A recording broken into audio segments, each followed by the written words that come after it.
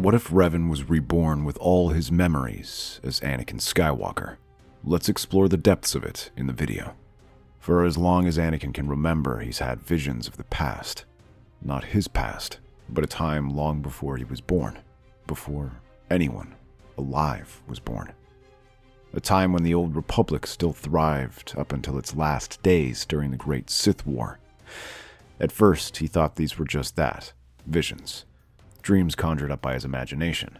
But as he grows older, he realizes these are further from the truth. These are memories of his past, when he was a different man, when he was known as Revan, the scourge of the Republic, the Mandalorians, and the Sith. More importantly, they were a promise of the future if left unchecked. However, even among the Jedi, this would appear like madness, so he keeps his visions to himself. What he doesn't hide are his Force abilities. With the memories from his past, Anakin begins to study and relearn all the abilities that have come naturally to him in times beyond number. It takes time, especially for a body that is so unused to the Force. Anakin is very much taking baby steps, despite the immense knowledge he has. But, little by little, he relearns all of these abilities and makes full use of them. In the backwater of Tatooine, few people can help him. No Jedi, no Republic, and no law, especially for a slave like him. This means he can only forge his own destiny. From Watto's machine shop, Anakin continues his training in secret, growing in strength and harnessing the Force in secret until the time is right. But as he trains, his disgust only grows at the place around him. Tatooine is a cesspool of crime and villainy, the type of place he spent decades trying to destroy. He hopes to do the same thing again when the time is right. Though this planet is in a sorry state, Revan sees great potential in it. That time comes when he is around 8. Since he could walk and talk, Revan has trained himself, and by this time, he's also become an accomplished mechanic and pod racer. This allows him to finally buy his freedom. During the Boonta Eve Classic, Anakin takes part in the race, planning to use the money to buy his and his mother's freedom. Because of his natural talents, some of the other racers are worried, including Sebulba, who sabotages his pod racer before the race. And as it reaches its final lap, one of the main engines begins to fail, as it begins to crumble apart. Anakin takes a deep breath and forces himself to stay calm. He raises his hand and uses the Force to stabilize it. It is subtle, but he makes sure it holds together just long enough for the pod racer to remain in one piece, until at last he pulls ahead and wins the race. Anakin allows himself a smile as he waves at the crowd and lets them congratulate him, including his mother. But as soon as he claims the prize money, he hands it over to Watto and purchases his freedom and that of his mother. But before he can leave, the Gamorrean guard appears and takes him to Gardola atop her private booth, the ruler of Mos Espa. The Hutt congratulates Anakin for his victory and makes a bold offer. Race for her and receive everything he's ever wanted. He shall be made rich, given power he could only imagine, and live his life without worrying about anything again. To this, Anakin smiles, his face twisting as something flashes in his eyes, something far too powerful and ancient to be from such a young boy. Thank you, mighty Gardola. But I just got my freedom. I won't be selling myself back anytime soon. The Hutt trembles in anger at being refused. She points a finger at him and threatens to have her guards throw him and his mother back in chains for this. It seems we cannot come to an agreement, so instead, I simply wish you a safe trip. He waves his hand, and the Hutt's eyes widen as Anakin channels the Force and lifts her off the ground. His body trembles with the effort, but he uses his old meditation techniques to aid him, helping him shove the massive Hutt off the edge of the balcony to her death. She lands with a very audible crack. When Gardola's guards arrive, they find Anakin resting on his knees, but he manages to raise a finger up. Whoa. 1 minute. That took a lot more out of me than I thought. Alright. I'm good. It seems I'm your new boss. So, will you join me, or do things have to get ugly? In response, the guards all open fire, but having caught his breath, he halts the blaster bolts in midair, then redirects them back, killing all but one guard, a trembling Quarren, who Anakin instructs to tell the rest of the palace what just happened. Soon enough, the Hutt's remaining household guards gather to look at their new master. I know what you're thinking. You wonder if I'll be a tyrant, if I'll rule you with the same greed and cruelty as Gardola. I won't. Those who stand by me who serve me loyally will be rewarded. No more chains, no more servitude. Work for me as freed men, and you will have a place, wealth, security. Should you wish to leave, I'll let you go in peace. But pledge loyalty and choose treason, and you'll join Gardola at the bottom of this palace. A few hesitate, but then one of the enforcers steps forward, a Weequay with scars across his face. Slowly, heads begin to nod. One by one, the guards, the servants, even Gardula's former lieutenants kneel, swearing their allegiance. As the crowd disperses, Shmi steps forward, worry etched into her face. Anakin, what have you done? What I had to, Mother. This power. What is happening to you? I remember, Mother. Things I shouldn't. A past life. A name that isn't mine. But is still me. I always knew there was something different about you. In 3 quick strides, she is on him, her arms wrapped around him. For Revan, who does not even remember his mother's face, this gesture is strangely touching and unusual. He clings back onto her. There are terrible things. Things that I must ensure never happen again. I know I must seem mad, but you have to trust me. I don't understand, Anakin. But I don't need to. You are my son, no matter who you were before. And I will always stand by you. For now, that is enough. To know that there is one person he can trust. But the next day he knows he will need more. Though Gardola's thugs are now his, it would be foolish to trust them, especially with how new he is. No, he requires someone else. Instead, Anakin begins sending instructions. A memory probes in his mind, and he orders some of his mercenaries to Mustafar to recover something, and promising their weight in gold if they find it. Soon enough, thugs and bounty hunters return, bringing back pieces of an ancient droid, one that Anakin works day and night to restore, and modernize it with new parts he purchases. It takes weeks of hard labor, but he finally activates it. Statement. It appears I am alive once more. So, who are you, tiny meatbag? And please give me one reason why I should not terminate you. I see you haven't changed a bit, HK. Do you not recognize your own master? The same one who built you and programmed you to say meatbag like that. Pleased remark. Master, it is you. Though you are a bit shorter. Perhaps, but that's why I need you. He begins to lay out his plans to HK-47, showing him everything he's built with this small empire, all of which HK-47 will run while Anakin trains in the Force. He explains how he's received visions of their past together, and how he fears things may come again. Statement. So, let me get this straight. After spending years trying to prevent the Republic from collapsing, we wake up thousands of years later only for it to be on the verge of collapse once again. Suggestion. Perhaps the reason for this failure are that we killed an insufficient number of meatbags in the past to get the message across. I believe so, but I leave that task up to you. Feel free to build and expand my empire as you please. We will need its resources when the time comes. In the meantime, I will continue to train in the Force. However, you know my rules. Response. Yes, yes. No genocide, no slavery, and murdering only evil meatbags. I shall accommodate your wishes, Master. Over the next few years, Anakin disappears into the wastelands of Tatooine, seeking to master the Force in solitude. He entrusts the rule of his growing criminal empire to HK-47, his loyal assassin droid, who eagerly enforces his master's rule with cold efficiency. While the droid expands their influence over the underworld, Anakin pushes himself to his limits. He remembers everything from his past life as Revan, how to channel the Force, how to wield a lightsaber, which HK-47 had graciously procured for him, and how to use the Force to enhance his body. And yet, something is wrong. The connection to the Force is different, weaker. His body, still young and untrained, refuses to obey the will of his mind. Techniques that once came effortlessly now require immense effort. Too much exertion drains him, leaving him barely able to move after.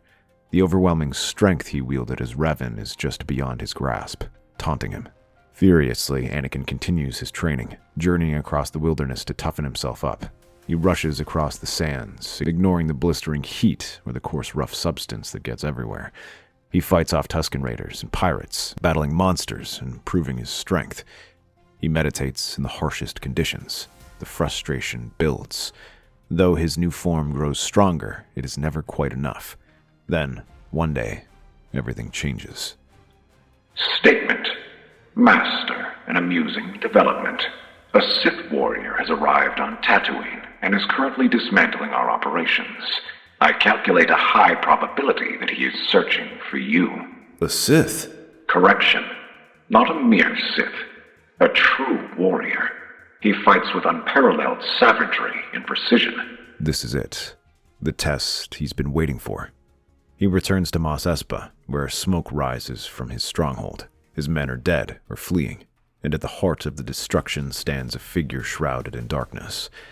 Darth Maul. You have power, but no refinement. I sense something in you. Something greater. Something hidden. Intriguing. What are you? Anakin glares at him and refuses, at least until Maul presses his blade against his throat. One push is all it takes to finish the job. Slowly, he explains just what he is and how he had awoken like this. When he finishes, Maul chuckles. The Force certainly has a strange sense of humor. Right as my master is about to enact his plan, this happens. Excuse me? I was speaking to myself, boy. I think you're smart enough to know I am a Sith, though perhaps not for much longer. He deactivates his lightsaber and explains how he serves Darth Sidious, a Sith Lord who plans to take over the galaxy.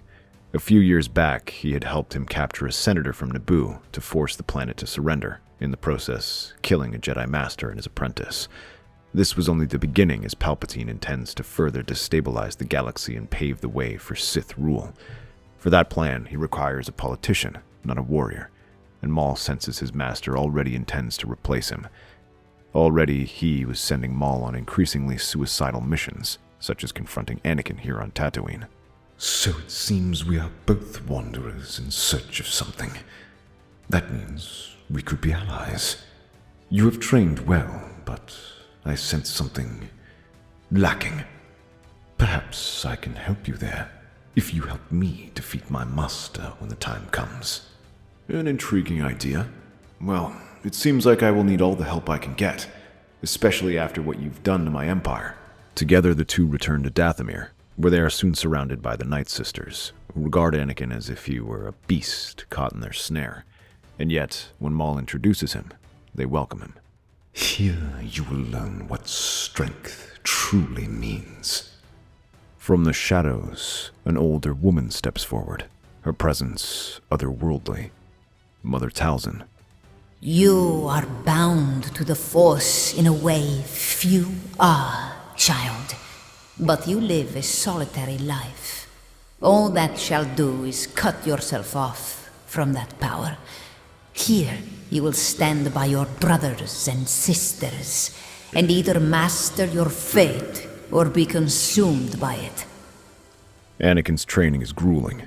Unlike his self-imposed isolation, he is now forced to fight, to depend on others. The Night Sisters push him into group combat drills, forcing him to coordinate with their warriors against rancors and other creatures of the mist.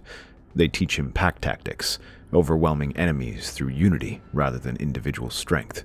Maul, however, focuses on something else: his emotions. You did not ally with the Jedi. No, I didn't. I've seen how flawed they've become. No different than when I left them. Trying to change them from within would be foolish. Smart. And yet you hesitate. You still suppress what you feel like the Jedi. That is why you lost. Stop resisting it. I am not from this world. I never felt like it. Anakin growls, barely dodging a spear thrust before a second swings a club at him. If not for yourself, then do it for your mother. Think of her. Think of how she cares for you, supports you. Use that. Emotions surge through him. It burns within him, and suddenly his movements sharpen. His mind clears. His power surges. When the Night Brother attacks again, Anakin catches the club in midair and snaps it to pieces with the Force. Good. Now, we begin. Between combat training, Talzin pulls Anakin aside, leading him deep into the ruins of Dathomir. Long ago, this world was ruled by forces older than the Sith, the Infinite Empire. They came here in search of a great power, an infinity gate, a place to transport vast amounts of soldiers in an instant. That power is waiting to be harnessed, if you are strong enough to claim it. Soon enough, Talzin and Maul led Anakin through the jagged entrance of the hidden Star Temple. The structure was buried millennia ago, hidden by the Qua people to prevent the Infinite Empire from harnessing its power. But the Night Sisters have found it, and are waiting for the right warrior to access it. As Anakin walks through, it all awakens something dormant within him. Memories. Memories of another life. Of Revan. He presses his palm against the control panel, feeling the dormant technology stir. It resists at first, but then the force bends. He thinks of his time accessing old Sith technology, whether it be from the Infinite Empire or other civilizations. The glyphs pulse with power, and ancient machinery rumbles to life. A massive star map flickers, illuminating the chamber with celestial data. The Rakata longed for technology like this. The Star Forge, the Foundry. Factories that could produce fleets, armies, and weapons without end. Yet this is what they truly wanted, to move troops across the galaxy in an instant. With this, I can change everything. He activates it. Anakin closes his eyes and uses the Force to call on an old friend. There's a blinding light, and HK-47 stands beside him. Statement. Master, I see you've discovered a new toy. One with exciting new prospects. Just in time, too, as the Clone Wars breaks out across the galaxy. True to what Maul said, the Sith have begun a process of destabilizing the galaxy in hopes of consolidating power and weakening potential rivals. All across the Outer Rim, battles have already begun, with the CIS scrabbling to grab whatever they can. With most of the Republic cut off due to the Hutt space Anakin controls, they struggle to move troops, and here lies the opportunity. Rather than march their armies out to face them, Anakin draws upon his old military experience to organize this war. War in the shadows. In the cold void of space, a separatist convoy drifts silently through hyperspace. They are carrying vital supplies, fuel, battle droids, and weapons, destined for the occupation on Ryloth. From the darkness of an uncharted system, a fleet of repurposed Hutt ships modified with stolen Rakatan cloaking technology emerges like specters. Without warning, ion cannons light up the void, disabling the frigates before they can react. The assault is surgical. Mercenary boarding parties, backed by Night Sisters wielding their eerie magics, storm the vessels. The battle is over in minutes. The ships, stripped of their cargo, are left to drift, their crews slaughtered or abandoned to the cold embrace of space. At the head of it all, HK-47 watches impassively from the bridge of Anakin's flagship, speaking into the comms.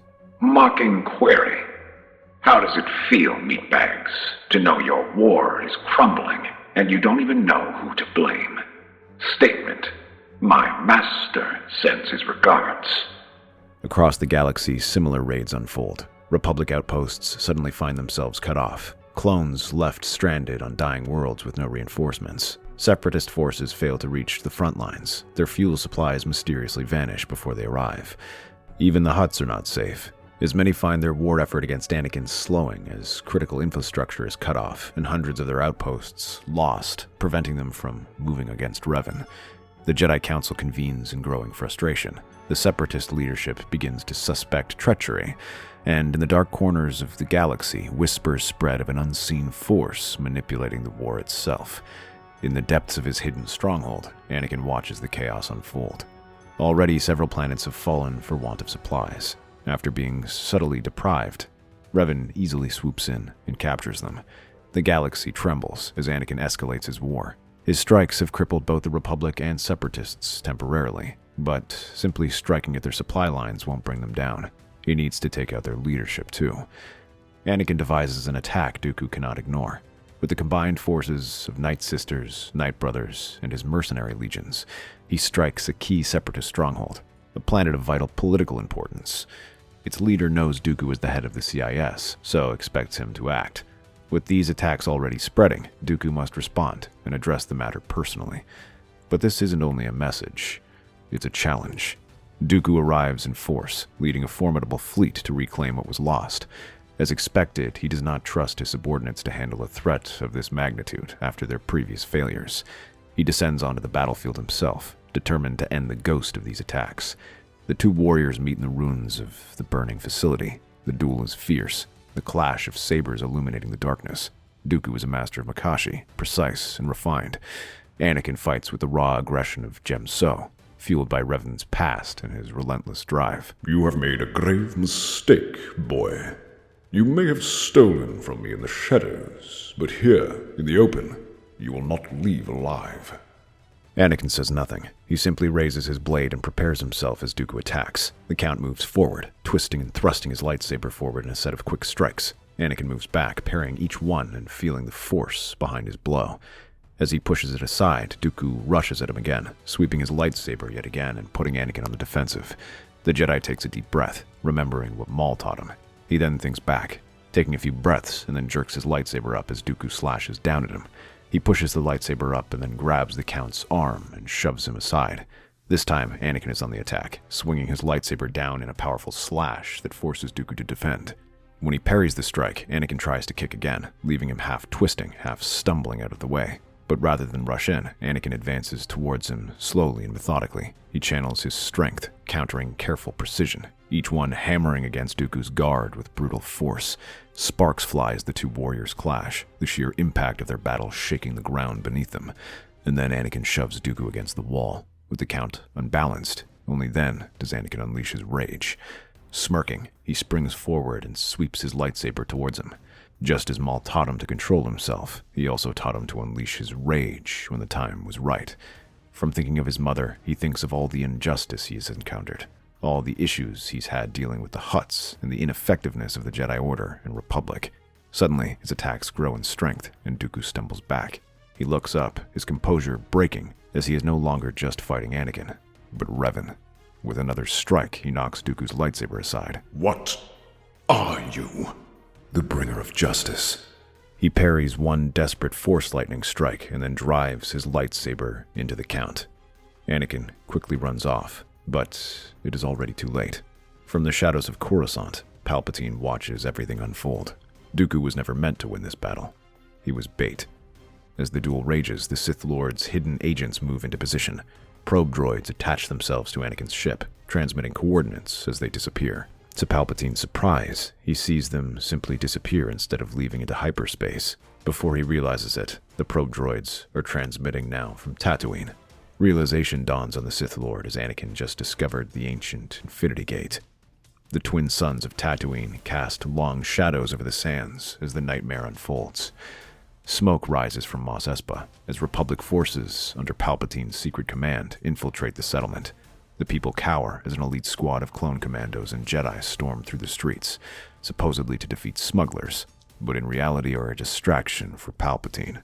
Inside the palace, Shmi runs through the halls as a cloaked figure chases after her. Your son has disrupted the balance of power for too long, but now he will come to me, and he will give me what I desire. Before he can attack, HK-47 steps into view, his photoreceptors glowing with intensity.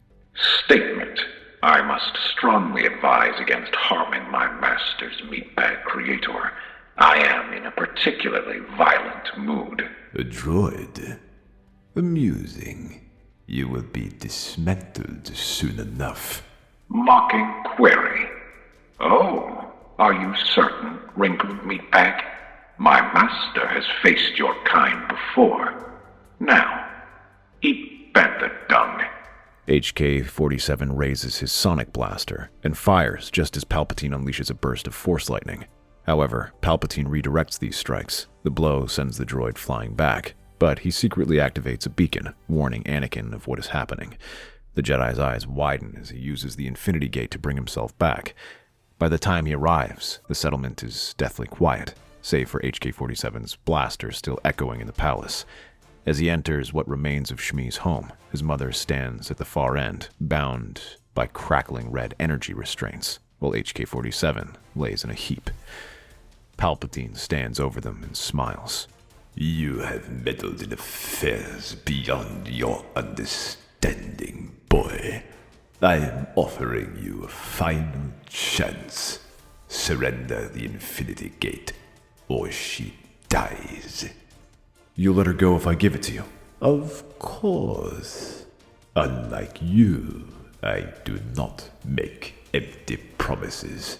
Very well. Response. Still foolish as ever, Master. He won't keep his promise. HK-47 suddenly activates a preset command. The charge he placed beneath the house detonates. The explosion sends debris flying, momentarily distracting the Sith Lord. In that split second, HK-47 leaps down, slicing through Shmi's restraints with a quick energy pulse. Statement. Run, Mother Meatbag. Shmi hesitates only for a moment before obeying. Anakin breathes a sigh of relief, but it is short-lived. You dare. You were right. I never intended to give you the gate. Palpatine is a whirlwind of shadow and fury, his crimson blade a blur as he attacks with relentless precision. Anakin barely blocks the blows and summons his aggression to fuel his strength. He parries a savage strike, twists, and delivers a force-enhanced kick to Palpatine's ribs, sending the Sith Lord stumbling. But Palpatine recovers instantly, raising both hands. Lightning erupts, blinding and furious. HK-47 steps between with an electrostaff, letting it absorb the power before thrusting at him. Palpatine intercepts it, but Anakin rushes in next, sweeping low. As the Sith Lord leaps back, the droid kicks him across the face. Step by step, Anakin pushes forward. His mind thinks back to his mother, now likely safe, or safe as she can be. But then he thinks of what put her in danger in the first place, then advances closer, his lightsaber slashing across Palpatine's chest. No, you were meant to be mine. Times change, old man. Palpatine gasps as the searing plasma burns through his chest. His body trembles, his hands twitching. He barely blocks another strike from Anakin, but this leaves him open to a headbutt. As he stumbles back, Anakin drives his lightsaber into his chest, twisting it, then yanking it free. Palpatine collapses to his knees, his face contorted in disbelief. The Dark Lord of the Sith, the mastermind behind the Clone Wars, the manipulator of the galaxy, falls. With Palpatine dealt with, Anakin quickly relocates forces to this battle and drives back the Republic forces. The sudden death of the Chancellor throws the Republic into chaos, as does the death of Dooku. With their key leaders dead and control of the Infinity Gate, Revan continues his rampage, sweeping up systems left and right, and striking without warning. By the end of the war, power has shifted to his systems, and marked him the new power in the galaxy. That's our theory. The Star Wars universe is a galaxy filled with exciting stories and possibilities, and we love exploring them. If you want to accompany us on this journey to a galaxy far, far away, then please like, share, and subscribe to our channel.